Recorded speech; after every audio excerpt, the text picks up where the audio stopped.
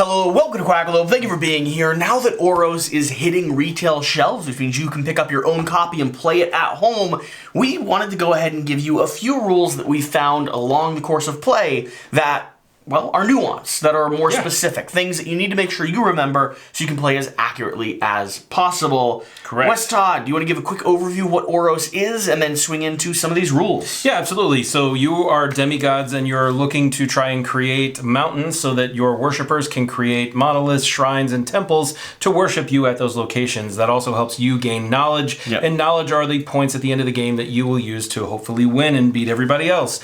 The cool thing about this is you can move pieces of land and smash them together to create those mountains. You can also create volcanoes and erupt those volcanoes to create new land, all using your special powers as a demigod. So we're going to start by honing in on a single player board to give you some of the rules, conditions, and some of the caveats that you need to know. So I'm going to slide this yellow board over here so you can get a nice close look at it.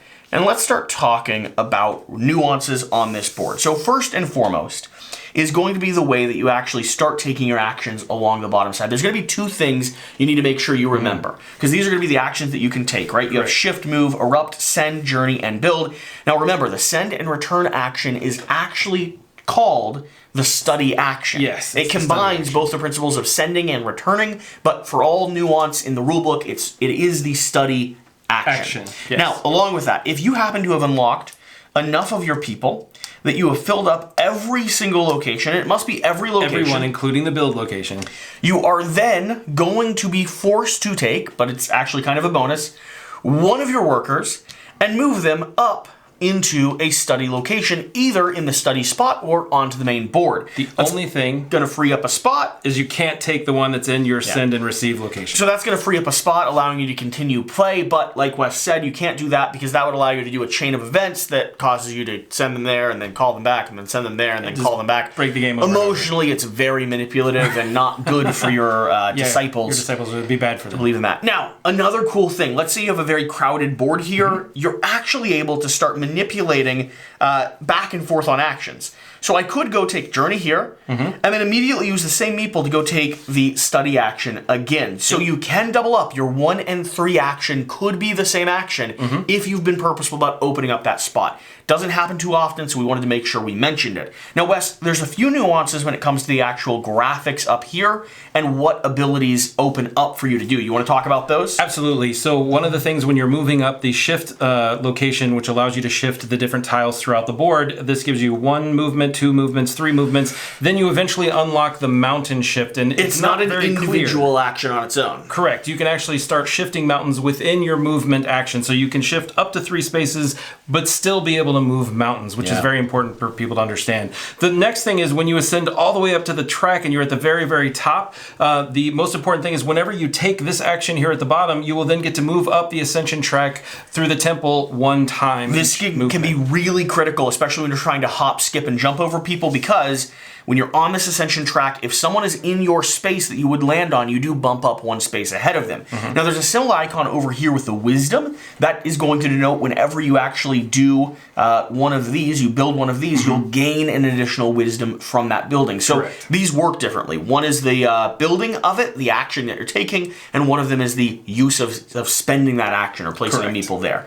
Now, there's one more major thing we want to point out, and then we want to do something that links up here and brings our attention to the board. That's going to be our meeples over here. Yes, so once you, this is called the horizon line here on the side. So when you have now gotten everything in the center section here, these darker tiles, up to there and above this line right there, you can then take the meeple that would normally be sitting over here, and this becomes a free action. You can put it anywhere you want on the board, either in the study location or in one of these action locations, and you get to take that action in that location, and it is free. It's not part of your 3 different actions that you get to take that turn. So you can 3 times during the game take 4 actions in 1 turn. Could be extremely valuable. So back to this board, the one thing that's going to link us up here to the main board is going to be this little denotation here. That denotation is showing that I can stand on the same location with another meeple. An important thing to remember when you're up here, even on these bigger tiles, you cannot be standing there until you've unlocked the ability to do so. So you can pass through it perfectly fine, but you can't end your turn. That also means you could screw people over if they have a shrine built, because you could take your meeple and go stand right on top of it, keeping them specifically from being able to gain points when other people build on top of their shrine. Correct. Or potentially keeping them from sending out their worker to the shrine location they have. But it doesn't count as you having someone in study if you're in someone else's shrine, temple, or whatever. Yeah. So keep that in mind as well. Now, up here on the main board, there are some more nuances we need to go over. Oh boy. First off is going to be how you actually look at this. In some of the rules, you look at this as a sphere, and in some of the rules, you look at this as a flat grid. Those two rules specifically are going to be the shift and the move. Correct. When you're doing a shift action, you're going to be following the spherical guidelines, meaning that everything you shift on this row will shift around the outside edge and back around the edge. Everything you shift out here will follow the same going around the outside circle.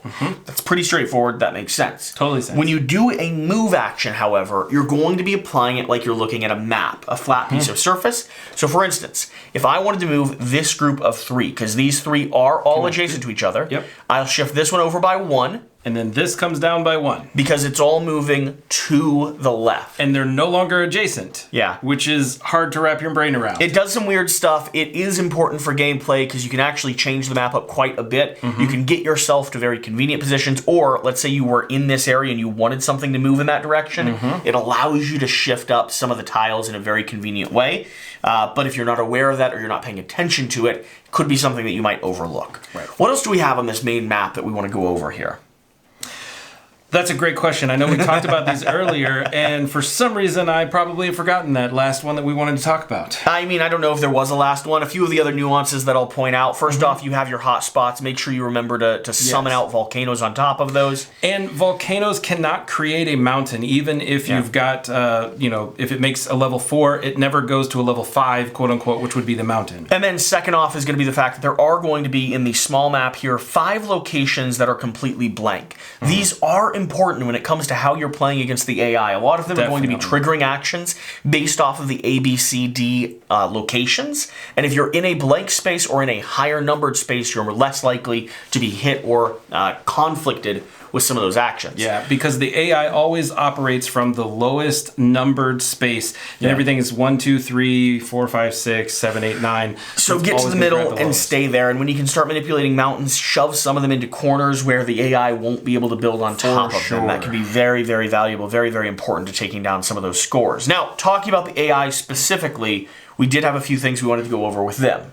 Yeah, so one of the major things with the AIs are when you're looking at an AI card that shows remove someone from the location, it's going to be looking at section A first and then try to remove someone. So up here on the board, if there's someone in an A location, like there is someone right here, it's going to remove all of the meeples from that location, and it gets 1 wisdom for each one. Every single one it removes. Yep. Now, it's obviously not going to remove its own, but it will remove all the others, so it will remove yellow and blue, and it would gain 2 wisdom during that time.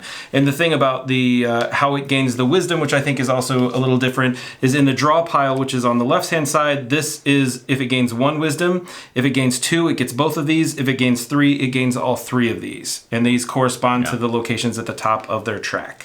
Yeah, so, I mean, one of the pieces of advice I have for people that are grabbing this game and getting it down to the table, you probably do want a learning game to get as comfortable as possible. For sure. I would recommend opening up each one of the actions, and as someone takes those actions, just reading through that single page so that everyone's following along. They know how the nuance of each system works.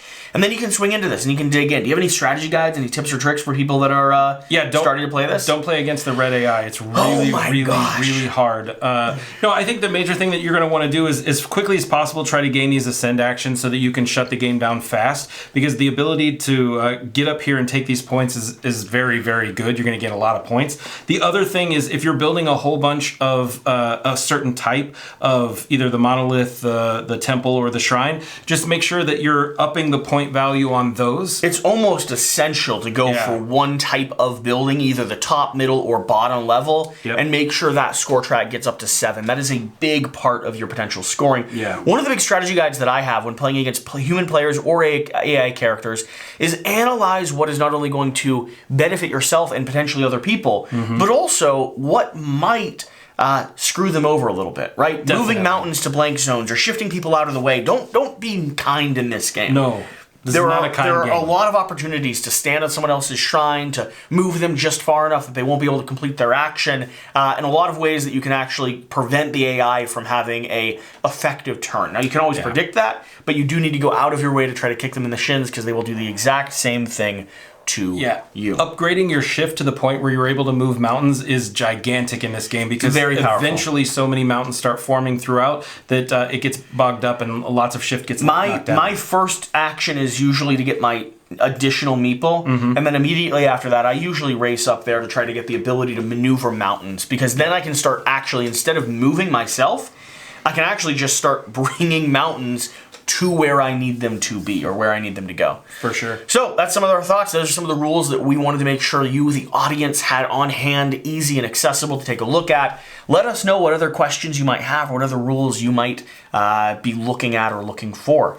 With that being said, we're going to go play a game. Yeah. So we'll see you next time. Bye. Bye.